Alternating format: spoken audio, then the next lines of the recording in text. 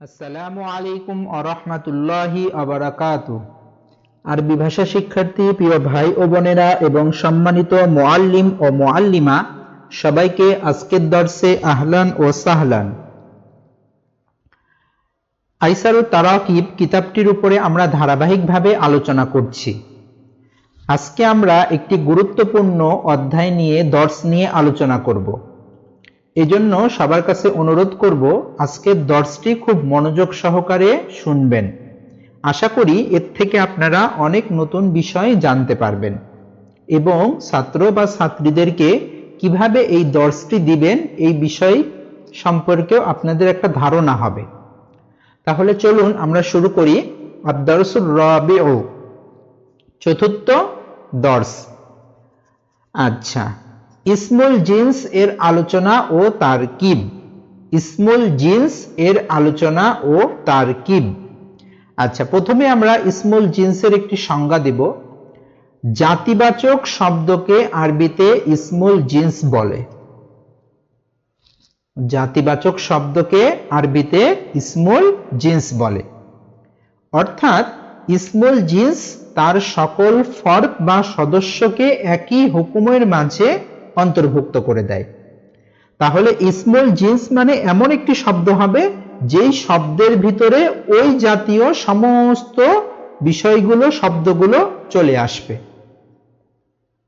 বা ওই শব্দের ভিতরে ওই শব্দের যত ইসিম বা প্রকার রয়েছে সমস্ত প্রকারগুলো একই অন্তর্ভুক্ত হুকুমের অন্তর্ভুক্ত হবে। যেমন দেখুন, আজ-জাহরু ফুল। তাহলে এখানে আমরা ফুল বলতে গেলে পৃথিবীতে যত ফুল আছে এই সমস্ত ফুলকে আজ-জাহরু শামিল করে নেবে। আপনাদের মনে প্রশ্ন হতে পারে যে আজ-জাহরু, এখানে তো আলিফ লাম আছে, তাহলে এখানে আলিফ লাম থাকলে তাহলে এখানে আমরা কি বলবো বাংলা তরজমাতে? এখানে আমরা বাংলা তরজমাতে ফুলটি এই মারিফার অর্থ করব না, এখানে আমরা তরজমা করব ফুল সুন্দর। আজ-জাহরু জামিলুন, ফুল সুন্দর। তাহলে এখানে ফুল বলতে গেলে পৃথিবীতে যত প্রকার ফুল রয়েছে সমস্ত ফুলকে এই ফুল ইসমে জিন্সটা অন্তর্ভুক্ত করে নেবে। তার মানে পৃথিবীতে যত প্রকার ফুল আছে সমস্ত ফুলই সৌন্দর্যের অধিকারী। আচ্ছা, এখানে ফুল দ্বারা সকল ফুল উদ্দেশ্য, একটি ফুল নয়। এখন প্রশ্ন হলো ইসমুল জিন্স চেনার উপায় কি? এটা হলো একটি গুরুত্বপূর্ণ প্রশ্ন যে আপনারা বাক্যের ভিতরে ইসমুল জিন্স কিভাবে চিনবেন এবং কিভাবে ইসমুল জিন্স শনাক্ত করে তার তর্জমা করবেন। আচ্ছা, দুই ভাবে ইসমুল জিন্স চেনা যায়। দুই ভাবে আমরা বাক্যের ভিতরে ইসমুল জিন্স চিনতে পারবো বা শনাক্ত করব।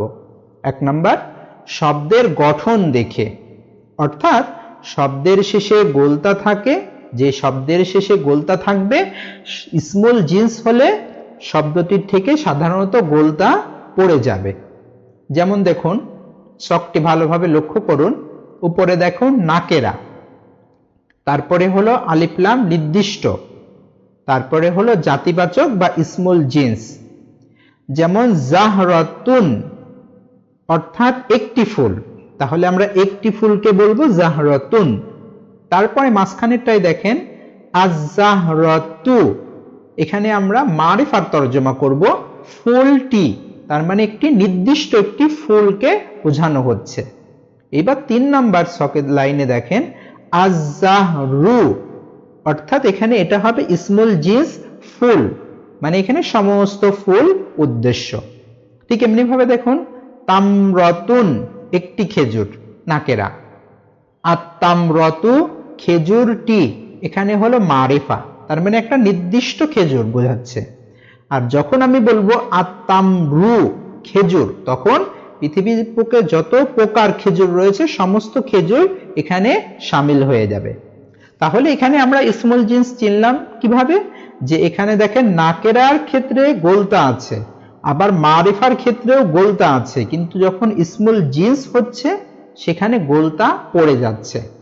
ঠিক এমনি ভাবে তামরাতুনের শেষেও গোলতা আছে, আবার যখন মারিফা হচ্ছে তখনও গোলতা বহাল থাকছে, কিন্তু যখন ইসমুল জিন্স হচ্ছে তখন গোলতা পড়ে যাচ্ছে। তাহলে আমরা বুঝতে পারলাম যে ইসমুল জিন্স যে শব্দটা হবে সেই শব্দের শেষে ওয়াহেদের শেষে বা নাকেরা শব্দের ওয়াহেদের শেষে যদি গোলতা থাকে, তাহলে ইসমুল জিন্স যখন সেই শব্দটাকে আমরা বানাবো ওই শব্দের শেষে আমরা গোলতা ফেলে দেব। এখন প্রশ্ন আসবে যে তাহলে কি যত শব্দ আছে ওয়াহেদ শব্দ সমস্ত শব্দের ক্ষেত্রেই কি গোলতা পড়ে যাবে? বলে না, কিছু কিছু শব্দের ক্ষেত্রে গোলতা এটা বহল থাকবে। যেমন দেখেন সাআতুন একটি ঘড়ি, নাকেরা শব্দ। ঠিক এমনি ভাবে দেখেন আস-সাআতু ঘড়িটি, এটা হলো মারিফা শব্দ, তার মানে নির্দিষ্ট একটি ঘড়ি বোঝাচ্ছে। ঠিক এমনি ভাবে দেখেন আস-সাআতু ঘড়ি, এখানে ঘড়ি বলতে গেলে পৃথিবীতে যত প্রকার ঘড়ি আছে, যত ব্র্যান্ডের ঘড়ি আছে সমস্ত ঘড়িকে এখানে আস-সাআতু দ্বারা শামিল করে নেবে। আপনাদের মনে প্রশ্ন আসতে পারে তাহলে এখানে আমরা গোলতা তো পড়লো না, তাহলে এই ক্ষেত্রে আমরা ইসমুল জিন্স কিভাবে নির্ধারণ করব? এই প্রশ্নের উত্তরটা আমরা সামনে দিচ্ছি। আচ্ছা, 2 নাম্বার হলো বাক্যের অর্থ দেখে আমরা বুঝবো যে এই বাক্যের ভিতরে ইসমুল জিন্সের অর্থ করা হবে না মারিফার অর্থ করা হবে। অর্থাৎ যে শব্দের শেষে গোলতা থাকে না এমন শব্দের ক্ষেত্রে ইসমুল জিন্স নির্ধারণ করতে হবে বাক্যের অর্থ দেখে। যেমন দেখুন আল মসজিদু বাইতুল্লাহি, তাহলে এখানে মসজিদুন এই শব্দের ওয়াহেদের শেষেও গোলতা নাই, মানে এক কথায় এই আল মসজিদ শব্দটি মুযাক্কার শব্দ, এখানে কোনো গোলতা নেই। এখন গোলতা যেহেতু নেই তাহলে এখানে গোলতা যে পড়ার কারণে ইসমুল জিন্স হবে এটা তো আমরা বুঝতে পারছি না। তাহলে এখানে মুযাক্কার শব্দের ক্ষেত্রে আমরা কখন ইসমুল জিন্স নিব এটা কিভাবে বুঝবো? তাহলে এইটা নির্ধারণ করতে হবে বাক্যের অর্থ দেখে। যেমন দেখেন আল মসজিদু বাইতুল্লাহি, মসজিদ আল্লাহর ঘর। এখন যদি আপনি আল মসজিদু এই আলিফ লাম দেখে যদি মারিফার অর্থ করেন, যেমন মসজিদটি আল্লাহর ঘর, এই যদি আপনি তর্জমা করেন তাহলে এখানে তর্জমাটা ভুল হবে। বলছি কিসের কারণে ভুল হবে? যে মসজিদ একটা নির্দিষ্ট মসজিদ আল্লাহর ঘর হতে পারে না।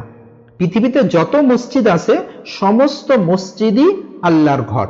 তাহলে এখানে আপনি আল মসজিদু দ্বারা যদি বলেন যে মসজিদটি আল্লাহর ঘর, তাহলে এখানে তর্জমায় ভুল হবে। তাহলে এখানে তর্জমা করতে হবে ইসমুল জিন্সের, যে মসজিদ আল্লাহর ঘর। যেমন দেখেন উপরের বাক্যে বলা হচ্ছে মসজিদ আল্লাহর ঘর। এখন তোমাকে বুঝে নিতে হবে যে এখানে নির্দিষ্ট একটি মসজিদ উদ্দেশ্য নয়, বরং সকল মসজিদ উদ্দেশ্য। কারণ শুধু একটি মসজিদ আল্লাহর ঘর নয়, বরং সকল মসজিদই হলো আল্লাহর ঘর। আশা করি বুঝতে পেরেছ। ঠিক এমনি ভাবে এই যে যেখানে গোলতা পড়ে যাচ্ছে না আস-সাআতু, এখানেও আপনাকে বাক্যের অর্থ দেখে বুঝে নিতে হবে। যেমন ঘড়ি সময় দেয়, তাহলে এখানে ঘড়ি সময় দেয় বলতে গেলে নির্দিষ্ট কোনো একটি ঘড়ি সময় দেয় না। পৃথিবীতে যত ঘড়ি আছে সমস্ত ঘড়ি সময় দেয়। তাহলে যদি আরবিটা যদি এমন হয়, বাক্য যদি এমন থাকে যে ঘড়ি সময় দেয়, এমন যদি কোনো বাক্য যদি আসে, তাহলে এখানে আপনাকে ইসমুল জিন্স হিসাবে তর্জমা বাক্য গঠন করতে হবে। তাহলে আশা করি আপনারা মোটামুটি বুঝতে পেরেছেন যে ইসমুল জিন্সের ব্যবহারটা এবং ইসমুল জিন্স চেনার আলামত। এসো আরবি শিখিতে প্রথম খণ্ডের ভিতরে এই ব্যবহারটা দেখানো হয়েছে চতুর্থ দর্শে 2য় অধ্যায়ে। অর্থাৎ যে পৃষ্ঠার শেষে অনেকগুলো শব্দ পাবেন সেই পৃষ্ঠাতে উপরে এই ব্যবহারটা দেখানো হয়েছে ইসমুল জিন্সের। এসো আরবি শিখির প্রথম খণ্ডে যে পৃষ্ঠার নিচে অনেকগুলো প্রায় 20-25টা মতো শব্দ দেওয়া আছে, সেই পৃষ্ঠার উপরে এই ব্যবহারটা ইসমুল জিন্সের ব্যবহারটা দেখানো হয়েছে। তো এই জন্য আপনারা যখন এসো আরবি শিখি প্রথম খণ্ডটা পড়াবেন তখন আপনারা ওই জায়গায় এই আলোচনাটা ছাত্রছাত্রীদেরকে সুন্দর করে বুঝিয়ে দেবেন। আচ্ছা, এইবার হলো ইসমুল জিন্সের তারকিব। ইসমুল জিন্স যেহেতু ব্যবহারটা ভিন্ন, এখন প্রশ্ন আসতে পারে তারকিবটাও কি ভিন্ন হবে? বলছে না, ইসমুল জিন্সের তারকিব সাধারণ বাক্যের মতোই তারকিব হয়ে থাকবে। যেমন দেখেন আল মসজিদু বাইতুল্লাহি, মসজিদ আল্লাহর ঘর। তাহলে আল মসজিদু মুবতাদা, মসজিদ, মসজিদ কি হয়েছে? বাইতুল্লাহ, আল্লাহর ঘর। মুজাফ মুজাফ ইলাইহি মিলে খবর, আর জুমলা খবর মিলে আল জুমলাতুল ইসমিয়া। যেহেতু মুবতাদা ও খবর দুইটাই আছে, এই কারণেই হলো আল জুমলা জুমলা, আর ইসিম দ্বারা শুরু হওয়ার কারণে আল ইসমিয়া। এগুলো আমরা পিছনে ভেঙে ভেঙে আলোচনা করেছি, আপনারা পিছনের দর্শগুলো দেখে নেবেন। তারপরে দেখেন আল ফিলু হায়াওয়ানুন কাবীরুন, হাতি। এখন আপনি যদি এখানে বলেন যে হাতিটি মোটা বড় প্রাণী, তাহলে একটা নির্দিষ্ট হাতি বোঝাচ্ছে, অথচ পৃথিবীর বুকে যত হাতি আছে সমস্ত হাতি কিন্তু বড় দেখতে। তাহলে এখানে আমি যদি তর্জমা করি হাতিটি বড়, তাহলে আমার তর্জমা ভুল হবে। এখানে ইসমুল জিনসের তর্জমা করতে হবে যে হাতি বড় প্রাণী, এই যে হাতি বড় প্রাণী, এইভাবে তর্জমা করতে হবে।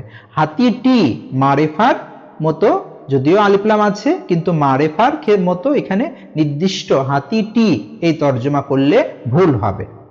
তাহলে আল ফিলু মুবতাদা, হায়াওয়ানুন কাবীরুন মাউসুফ সিফাত মিলে খবর, জুমলা।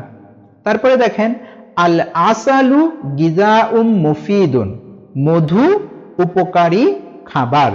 তাহলে এখানে যদি আপনি আলিফলাম দেখে যদি মারিফার তর্জমা করেন যে মধুটি উপকারী খাবার, তাহলে তর্জমাটা ভুল হবে। কারণ পৃথিবীতে আল্লাহ যত প্রকার মধু তৈরি করেছেন সমস্ত মধুই উপকারী খাবার।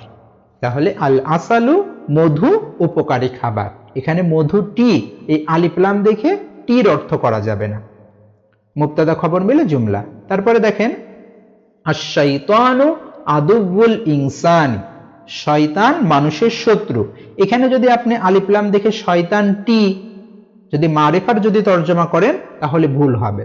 তার মানে শয়তানটি আর মানুষের শত্রু, নির্দিষ্ট একটি শয়তান বোঝাতে যাচ্ছেন, অথচ নির্দিষ্ট একটি শয়তান মানুষের শত্রু না। পৃথিবীতে যত শয়তান আছে, মানুষ শয়তান হোক জিন শয়তান হোক, সমস্ত শয়তানই মানুষের শত্রু। তাহলে এখানে তর্জমা করতে হবে আশ-শাইতানু, শয়তান মানুষের শত্রু।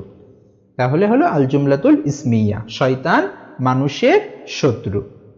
আশা করি আপনারা ইসমুল জিনসের আলোচনাটা বুঝতে পেরেছেন, এবং যখন আপনারা ঈশা আরবি শিখি প্রথম খণ্ড পড়াবেন তখন এই ইসমুল জিনসের আলোচনাটা ছাত্রছাত্রীদেরকে সুন্দর করে বুঝিয়ে দেবেন।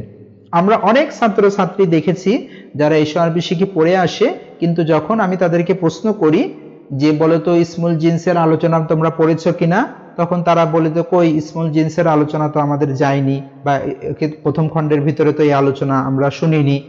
তো এই জন্য এই বিষয়টা অনেক গুরুত্বপূর্ণ একটি আলোচনা, যে আলোচনাটা আপনারা ছাত্রছাত্রীদেরকে সুন্দর করে বুঝিয়ে দেবেন। অন্যান্য দর্সের মতো এখানেও এই দর্সটি ইয়াদ করার জন্য প্রশ্নমালা দেওয়া আছে, প্রশ্নমালা আপনারা ছাত্রছাত্রীদের কাছ থেকে শুনে নেবেন।